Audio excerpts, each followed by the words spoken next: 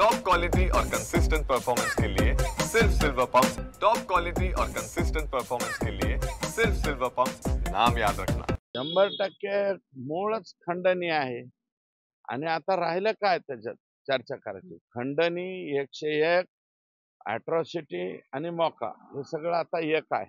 त्याच्यामुळं काही चिंता करण्याचं कारण नाही. आका अंदर गेलेले आता बाकीच्या लोकांनी सुद्धा, आणि माझं म्हणणं आहे याच्यामध्ये सप्लिमेंटरी चार्जशीट सुद्धा होईल. अजून काही लोकांच्या वरती देशमुख कुटुंबीय आणि मसाजोकर आणि तमाम महाराष्ट्रातल्या, बीड जिल्ह्यातल्या तमाम महाराष्ट्रातल्या जनतेची इच्छा आहे यात आणखी मदत करणारे सुद्धा ह्याच्यात जेलमध्ये गेले पाहिजे. तो संपूर्णपणे अधिकार अजितदादांचा आहे. त्यांचा आता बहुतेक चेंडू त्यांनी त्यांच्या कोर्टात टाकलेलाच आहे ना, की बाबा माझ्यावरती टीका झालती, मी राजीनामा दिलता. याचा अर्थ धनंजय मुंडेंनी समजून घ्यायचा की अजितदादा काय बोलतायत ते. आणि अजितदादांच्या भोवती जे कोंडाळं आहे ते मला वाटतं त्यांना योग्य सल्ला देत नाही, अयोग्य सल्ला देतोय.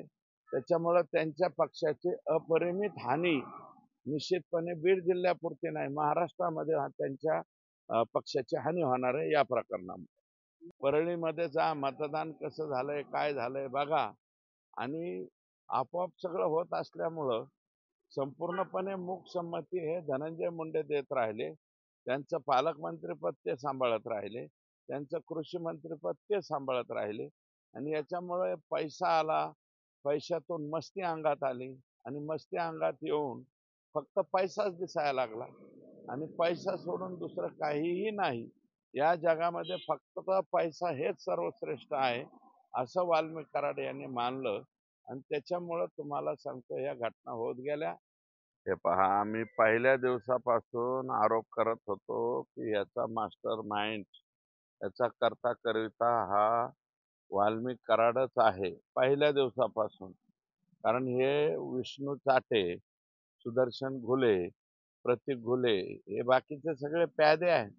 हे वापरून घेणारा आणि वापरणारा एकमेव व्यक्ती म्हणजे वाल्मिक कराड. आणि त्याच्यामुळं वाल्मिक कराड हा 100% यातला मास्टर माइंड आहे हे मी पहिल्या दिवसापासून म्हणत होतो. आणि आता चार्जशीटमध्ये पोलिसांनी सुद्धा त्याच्यावरती मोहर लावलेली आहे.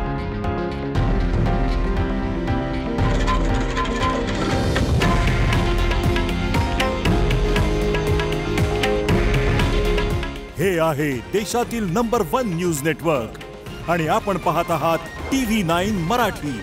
काळजी तुमची, हित महाराष्ट्राचं.